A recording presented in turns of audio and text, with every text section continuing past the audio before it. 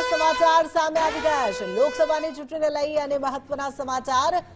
અમદાવાદ પૂર્વ લોકસભા બેઠકના ભાજપ ઉમેદવારનો પ્રચંડ પ્રચાર। હસમુખ પટેલની આશીર્વાદ જનયાત્રા રેલી। પૂર્વ લોકસભા બેઠકના બાપુનગર વિધાનસભા વિસ્તારમાં પૂરજોશમાં પ્રચાર કરવામાં આવી રહ્યો છે। સરસપુરના આંબેડકર હોલથી બાપુનગર 4 રસ્તા સુધી આ રેલીનું આયોજન કરવામાં આવ્યું છે અને ભાજપના ઉમેદવાર દ્વારા પ્રચંડ પ્રચાર કરવામાં આવશે। અમદાવાદ પૂર્વ લોકસભા બેઠકના ભાજપના ઉમેદવાર છે હસમુખ પટેલ અને તેમના દ્વારા આશીર્વાદ જનયાત્રા રેલીનું આયોજન।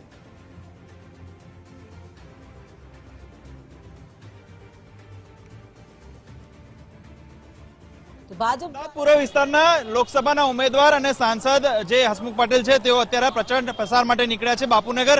હસમુખભાઈ, ખાસ કરીને કેવા કાર્યો આ વિસ્તારના કર્યા જેનો સંતોષ છે, કેવા કાર્યો છે જે કરવાના બાકી છે? આ વિસ્તારમાં પ્રાથમિક સુવિધાના બધા જ કામો પૂર્ણ થયેલા છે। સાથે સાથે સરસપુર બાપુનગર લીવેબલની સાથે સાથે લવેબલ બને માટે અનેક પાર્ટી પ્લોટનું નિર્માણ, શારદાબેન હોસ્પિટલનું નવું બિલ્ડિંગ, અશોક મિલના કમ્પાઉન્ડમાં થઈ રહ્યું છે। અનેકવિધ સુવિધાના કામો આ વિસ્તારમાં થયા છે અને થતા રહેવાના છે। સાથે સાથે રાષ્ટ્ર નિર્માણ માટે આ વિસ્તારની જનતાને અપીલ કરવા માટે હું સેંકડો કાર્યકર્તાઓ સાથે બાઇક રેલીના માધ્યમથી પ્રજાને અપીલ કરવા નીકળ્યો છું। ખાસ કરીને આ વિસ્તારમાં શિક્ષણને લઈને સારી સ્કૂલો હોવાનું પણ જાણવા મળ્યું છે। કેટલી લીડથી જીતવાની આશા છે? બાપુનગરની એક શાળાને મેં મારા ગત વખતના સાંસદ ગ્રાન્ટમાંથી સ્માર્ટ સ્કૂલ બનાવવાનું કામ કર્યું છે।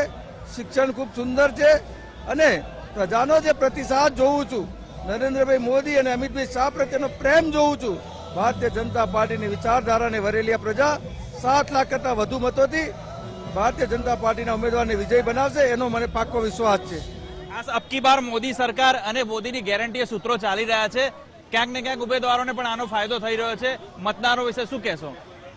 મેં અગાઉ કહ્યું એમ ફિર એક બાર મોદી સરકાર, અબકી બાર 400 પાર, નરેન્દ્રભાઈ મોદીના નેતૃત્વમાં કામ કરતી સરકાર ઉપર દેશની જનતાને ભરોસો છે અને એના લીધે ભારતીય જનતા પાર્ટીના બધા જ ઉમેદવારો જંગી બહુમતીથી વિજયી થવાના છે।